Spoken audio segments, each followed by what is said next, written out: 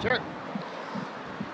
Hello! Hello there. Welcome to a very special windy and cold edition of GameWalks. It's nice out, but it's freezing out. Yeah, clear blue skies, but quite chill. There was a huge windstorm down where I live last night, like all really? night. Yeah, just blowing, and I was driving to work to the train station this morning. It's just like leaves and like broken branches, like all over the place. It was crazy.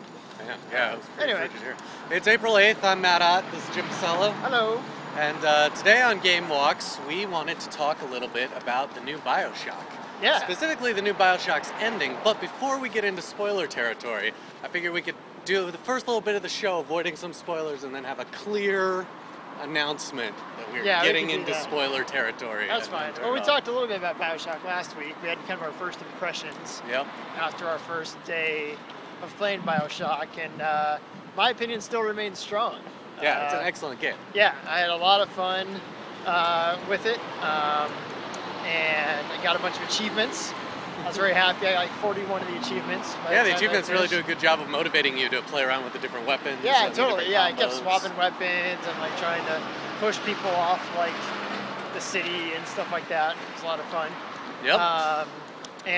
You know, something I didn't mention last week, which struck me as I was thinking about what makes this game feel like different than the original Bioshock, or like really special, is like the relationship that you develop with like Elizabeth over the course of the game is really cool. Like the AI that runs her is like really neat.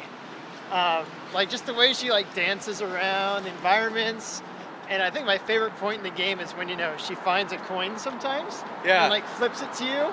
And like whoever did like the audio design on that moment, it's awesome. You just get this really cool like twang, and he flips this coin, you're like ching, and you like cash it in. And it's just like she feels like a companion. An AI which is companion. just way, way better executed than what I've seen when they usually try these things in other games.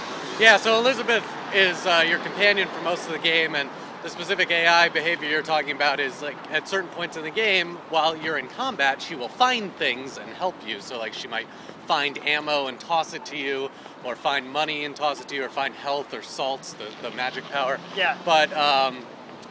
But she's never a hindrance. Like, you don't have to protect her, which is really, really cool. And they call it out. It's like the very first time you get into combat, when she's by your side, they just say like, She can don't take care of worry about it. herself. She can take care of herself, and you're just like, oh, okay.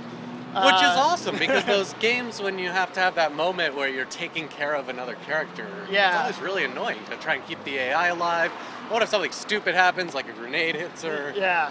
It's like, so they make her invulnerable during combat, and she stays out of your way, and she does cool things that sort of help you. Like, very rarely, it's on a long cooldown timer, but she will throw you some ammo or some health packs and remind you that she's still there. I thought it was an excellent way to do Yeah, it. and like the camera work is just great when that happens. Like, it does a great throw and catch. It's just really cool. So it's certainly one of your favorite games of 2013. Mine as well. It is. So I mean, how many have I played? I played through Ni no Kuni, which is also great, but obviously a very different game than Bioshock.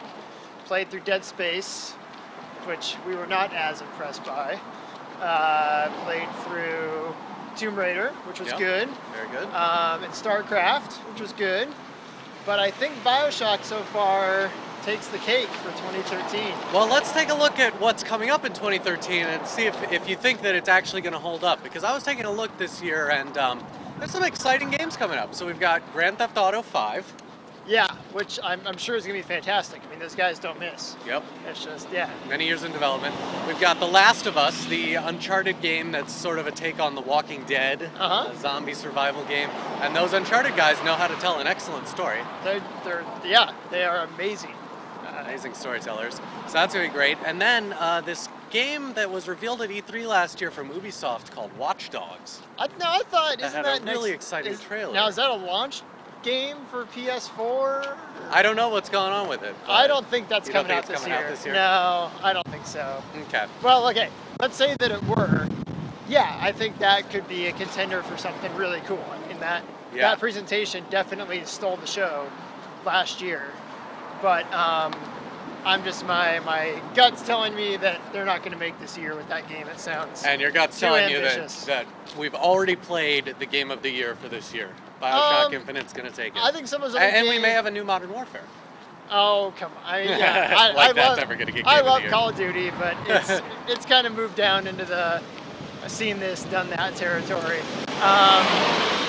I think Grand Theft Auto 5 could be as highly rated as Bioshock.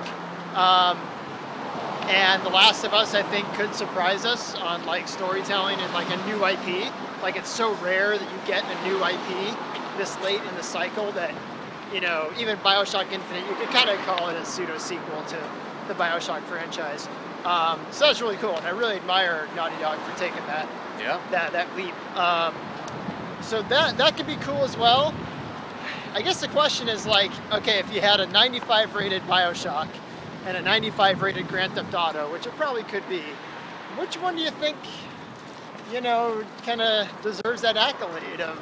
Certainly, you know, they took game. more risks and did more innovating with Bioshock Infinite, but we haven't played Grand Theft Auto yet. But you know, there's a potential for Grand Theft Auto and to be a it's safe gonna be such sequel. a different game. I mean, like Grand Theft Auto 4, took me maybe 60, 70 hours to get through the campaign on that and do a bunch of the side quests.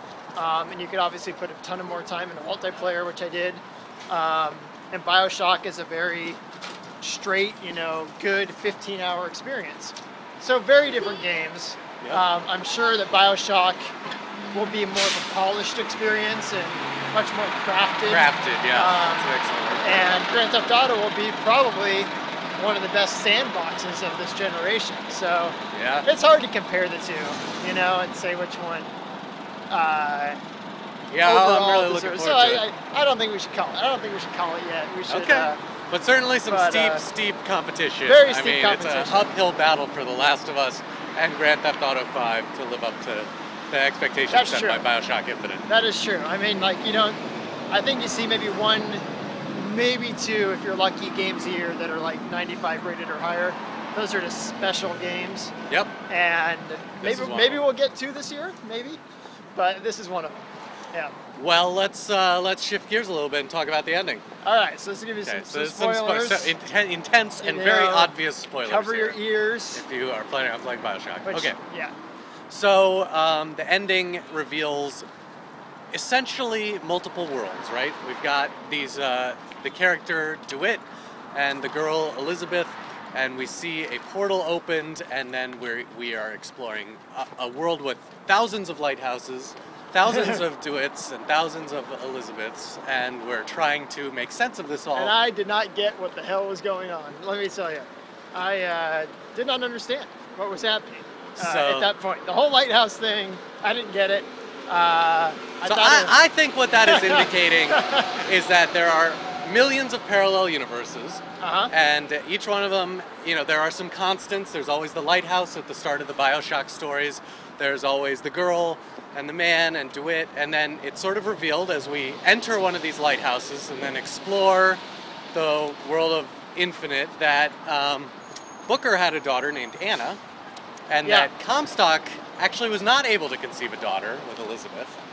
But in Comstock's alternate universe, there is these physicists, the Lucette twins, that are able to open a portal to another world. So my take on the ending is that there are multiple universes. In one universe, Comstock is unable to have a daughter, so he opens a parallel universe to find his parallel self, who is DeWitt, and DeWitt's daughter, Anna, and steals Anna, renames her Elizabeth, and that's where our story begins. Yeah, so I got that part, the whole, like, this is my daughter Anna, and throughout the game, you know, he's hinting that, like, oh, I lost Anna 20 years ago. You're probably thinking it's his wife, which is what I thought. There was one character in Bioshock who mistakes Elizabeth for Anna. Did you remember that? No. Yeah, at one point they're like, Anna? And she's like, no, my name's Elizabeth in Battleship Bay. And then the NPC is like, oh, I'm sorry. Interesting. Yeah. Oh, okay, that's I'll have to replay it. See. So I got that part, and they have, you know, the great moment where, you know, during the whole game, her very, very spoilers going on here. You know, her pinky is kind of half chopped off, and she has a thimble on it, and you're kind of wondering the entire game, like, gee, what happened to your finger? And, you know, she kind of jokes about it a couple times, and it reveals it, you know, as the portal is closing. When the portal's closing, when she's a baby, she's reaching for you and gets that final few inches of her pinky chopped off, which is a very powerful moment for many reasons. And so, like, that was a cool reveal. That's where, like, oh, because then it's confirmed that that's actually who she is. And I was kind of cool with it, almost like ending around there and just being like, okay, that's what it's about. It's about you going back and trying to rescue your daughter and getting redemption for yourself for giving her away to these, you know, loan sharks or But whatever. I don't think that's what it was. But that's not what it's about. I don't think it was. Then it goes further. Yeah. And this is where you're gonna have to help me a little bit, where you're like, you get into this like, am I Comstock? What's this thing? Yeah, so it's unclear to me why you gave up your daughter, but you did. Maybe it was through deception. Well, I think you had debt. I think you did have gambling debt. And they don't get into that, and I think It's that's just okay. like, you know, pay off the debt, you know, and I think he just doesn't have a choice. And then right? the Lucette twins offer you this shot at redemption by allowing you to go back and save her. Which And I then thought it's was kind of smart. for the bigger issue of like, if you don't save her, then in that universe, she helps, you know, attack and destroy Manhattan or whatever's going on in the big apocalypse scene. So it's like, lots of stuff's at play at that point. So, But the thing I love most about it is it's a game that doesn't take for granted the player. It doesn't spell all this stuff out for you. It assumes that you no, have... and I'm still talking about it. We're still trying to figure out exactly Yeah, the so there's a lot of details. depth and nuance to it. And I appreciate that. So there were moments that I got and I really loved there at the ending. Some of the kind of reveals and classic Bioshock details. So, oh, it's all right. So anyway, so I mean, it definitely paid off for me. Yeah. You know, as living up to kind of what I would expect from that team. one But I last- still have questions, and I'll have to. One last really interesting point that I don't know if you realized is, so at one point you visit the city of Rapture, which is of course a parallel universe. Ah, yes. And they draw a lot of parallels with, you know, maybe Elizabeth is like the little sisters and the bird is like the big daddies. But I don't know if you caught this, because I didn't realize it until I was reflecting on it, but you operate a bathysphere in that cutscene. And do you remember in Bioshock 1, only Andrew Ryan can operate the bathyspheres? Really? Yeah. I remember that. Yeah. Really? You remember that? So Where's that set? I have to. the city is on lockdown, and only Andrew Ryan can operate the bathyspheres. And there's a big spoilery reveal in Bioshock 1 where you are also able to, you the character in Bioshock 1 are able to operate the bathyspheres. And the reason for that is because you are of his bloodline, rather perhaps his clone, perhaps his illegitimate son. Gosh, now I have to go back and play Bioshock So there's so 1 much too. nuance. Come on, in man! this Now you have to story. make me adding gaming time to my. All right. Anyways, so Well, are that's you even cooler. replay it? Bioshock 1, Bioshock Infinite? Gosh, I wish I had the time. Maybe. I'm tempted now to see if there's more parallels between, especially between Bioshock 1, because that would be cool as if they had been planning this for 7 or 8 years and have really seeded some of those hints. That would be cool. That would be cool.